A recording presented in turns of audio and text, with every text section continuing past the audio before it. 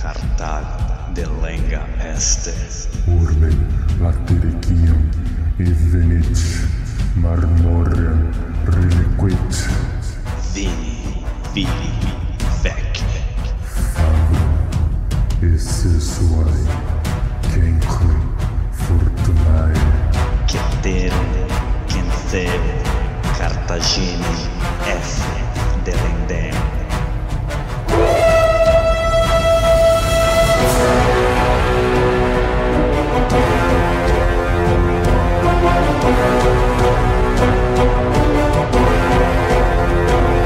Alô amigos, alô galera, estamos de volta para o 123º episódio do podcast Roma Nua e Crua. Quem vos fala é Bruno Prandi, seu apresentador e editor deste humilde podcast. E para o nosso mural de recados... Mural de recados, Roma Nua e Crua.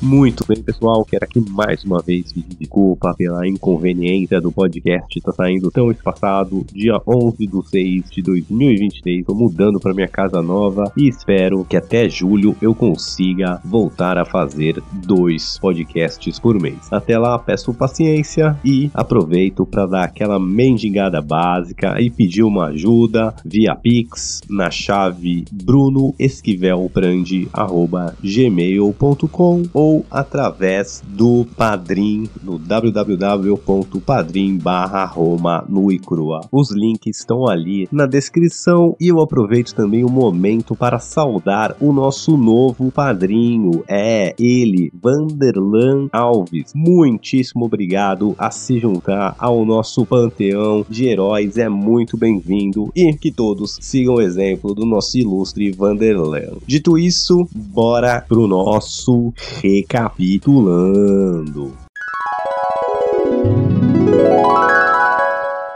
No último episódio, vimos os primeiros movimentos militares da quarta e última Guerra Civil da República. Marco Antônio move suas tropas para a Grécia e monta sua base ali no Golfo de Ácio. Otávio Otaviano, ou melhor dizendo, Marcos Agripa, resolve tomar a iniciativa do combate. E é daqui que vamos começar o episódio de hoje. Roma, Roma, Roma, Roma. Roma, nua e crua.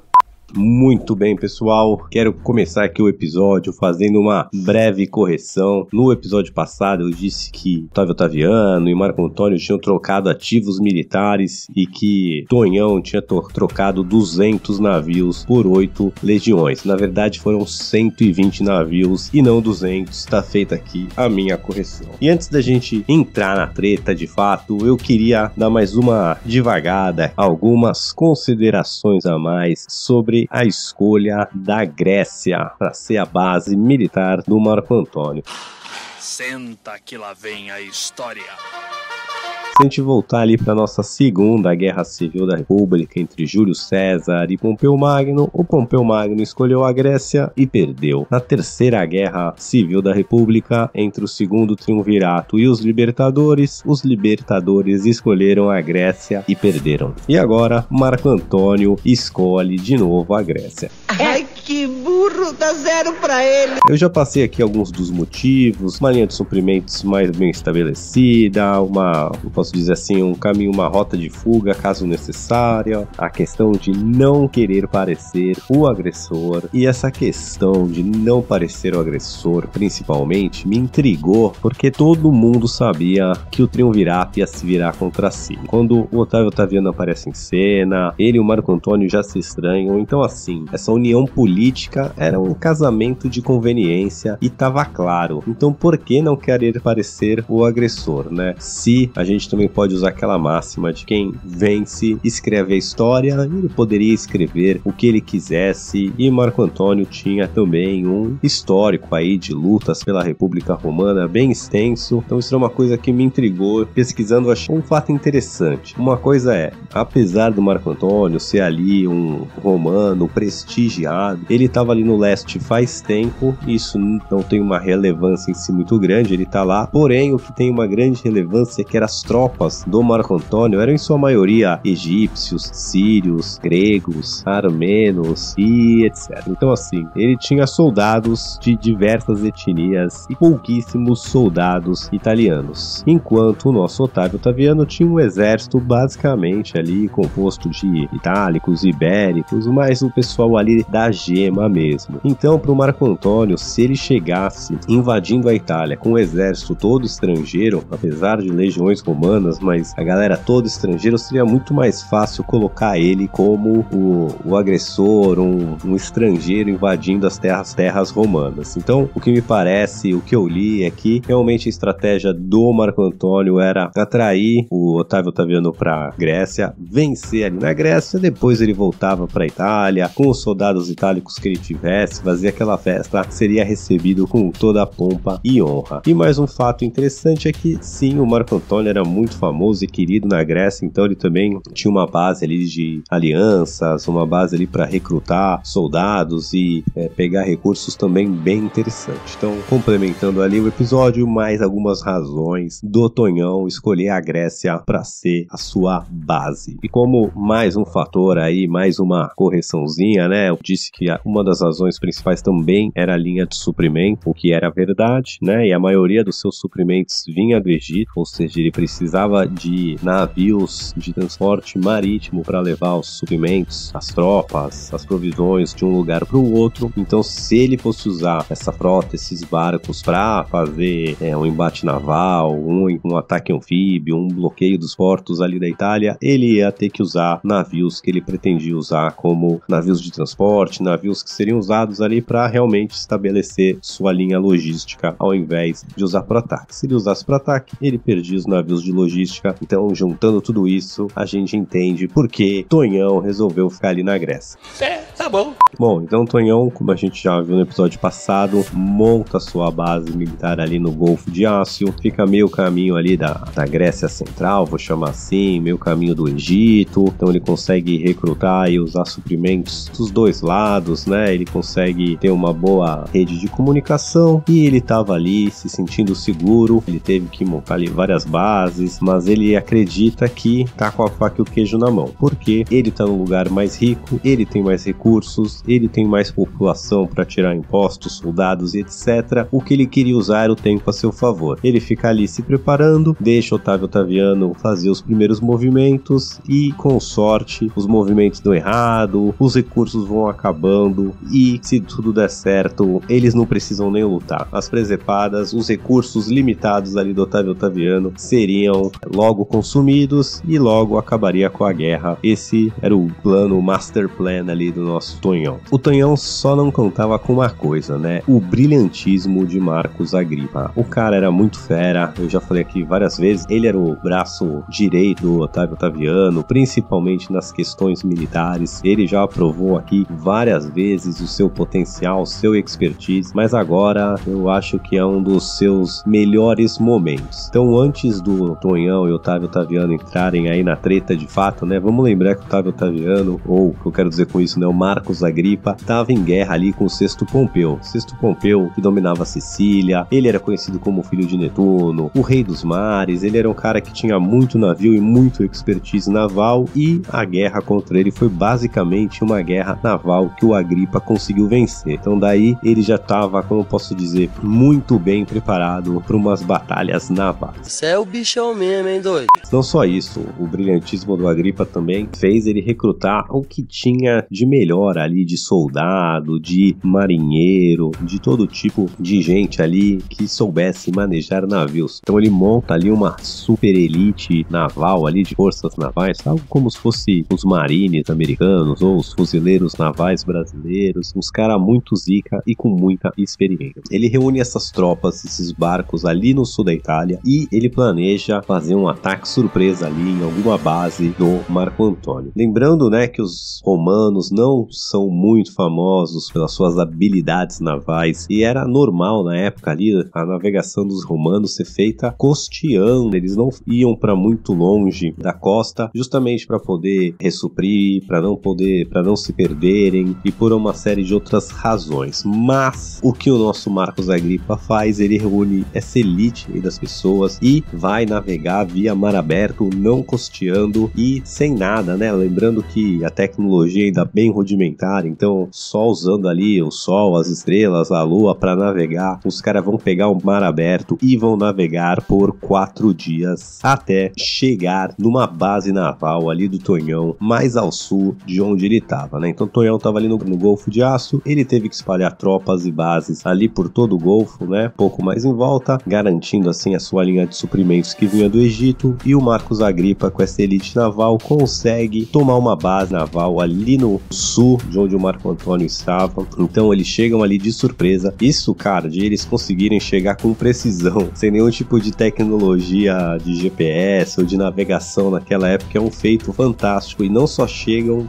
né, pegam o pessoal de surpresa, conseguem tomar ali a base, se estabelecem e já logo vão expandindo e tomando algumas outras bases menores ao redor. Caralho, o maluco é brabo. Isso faz com que agora o Marcos Agripa tenha um ponto para atacar a linha de suprimentos do Tonhão. Lembrando que os suprimentos do Tonhão estão vindo lá do Egito, vindos de barco, e agora eles vão ter que passar ali por umas partes, por uns choke points ali que o Marcos Agripa tomou. Então ele vai agora quase que imediatamente começar a atacar a linha de suprimentos do Tonhão. Bom, com aquela comunicação rudimentar da época, não é instantaneamente que o Tonhão fica sabendo que o Marcos Agripa desembarcou, que ele tomou alguma base, que ele tá atacando a linha de suprimentos. E não só, né, a notícia demora uns dias para chegar, como o Marco Antônio também demora um pouco para reunir tropas, preparar um plano, tentar contra-atacar, tentar tomar alguma medida contra o que acabou de acontecer. Enquanto ele reúne tropas, informações e prepara ali um contra-ataque, o que acontece é que o nosso Otávio Otaviano, nosso Otavinho Vida Louca, também vai fazer um ataque anfíbio ali mais pro norte ainda e vai conseguir também descer ali, tomar umas posições bem mais ao norte, pegar também o Marco Antônio de surpresa. E agora o Tonhão tá meio pinçado ali,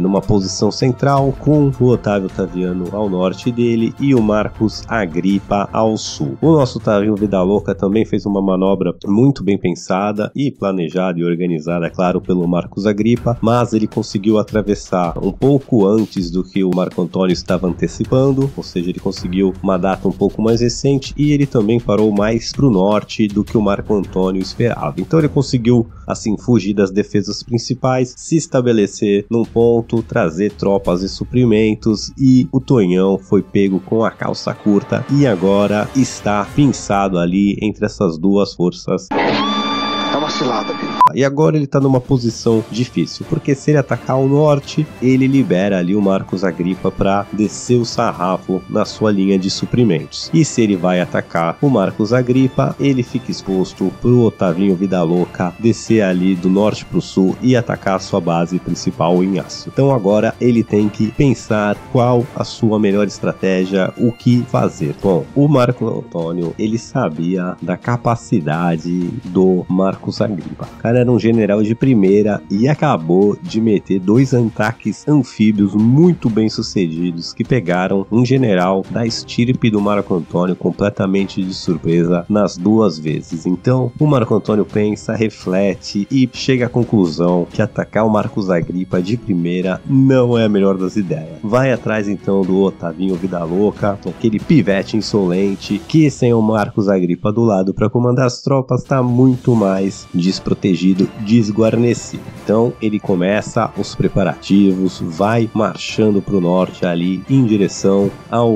nosso Otavinho Vida Louca. E esses preparativos, como eu falei, demoram tempo, são fáceis de ser rastreáveis, e com essa informação em mãos, o Marcos Agripa então parte para um ataque cada vez mais efusivo da linha de suprimentos do Tonhão. Então agora o Marcos Agripa vai com tudo porque ele não precisa mais se preocupar de um contra-ataque, já que o Marco Antônio está direcionando seus recursos e suas tropas para o norte. Ali a linha de suprimentos vindo do sul ficou completamente aberta a ataques, completamente desprotegida. Bom, e como nada era instantâneo, como eu disse, essa preparação do Marco Antônio de atacar o norte, de ir para o norte atacar o Otávio Otaviano, ele também deixa isso meio claro, né? Ele tem que reunir tropas, ele tem que ali atravessar o Golfo de Ar, ele tem que fazer vários preparativos para ir atrás do Otávio Vida Louca. E o nosso Otávio Otaviano, percebendo isso, também reúne suas tropas e marcha à busca de uma localização ideal para uma batalha. Então ele vai descendo em direção ali ao Golfo de Aço e vai achar uma posição muito bem defendida, com água em abundância, uma posição que ele pode facilmente fortificar e transformar aquilo numa fortaleza, e é isso que ele faz. Ele então aproveita esse tempo que ele teve, marcha para um lugar, para uma posição super estratégica, monta ali o seu forte e espera o Marco Antônio. Eles têm ali uns pequenos embates em pequena escala, ali algumas escaramuças, nada muito sério, mas o nosso Tavinho tá ali muito bem posicionado e as coisas para ele estão dando certo, né? O Agripa atacando a linha dos suprimentos com tudo, o Otávio da Louca ali com várias tropas numa posição super bem defendida. Aí então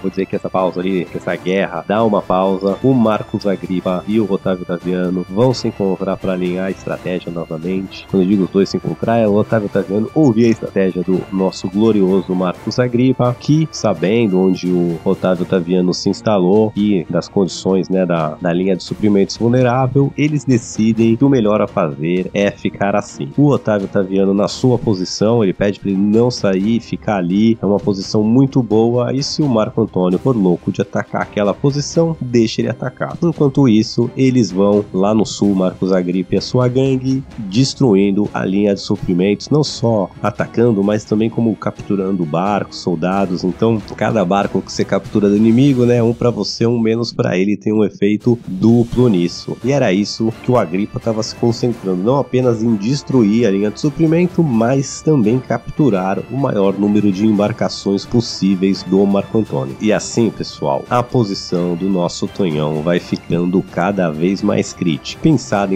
entre duas tropas, né, com o seu flanco sul sendo atacado e sua linha de suprimentos sendo atacada, e ele tentando atacar o norte ali, e também tendo um desafio muito grande para atacar uma posição muito bem defendida. E como é que o Tonhão vai lidar com isso? Qual vai ser a sua estratégia? Não sei. Bom, isso fica pro próximo episódio, porque por hoje é só. Fique com a gente e até!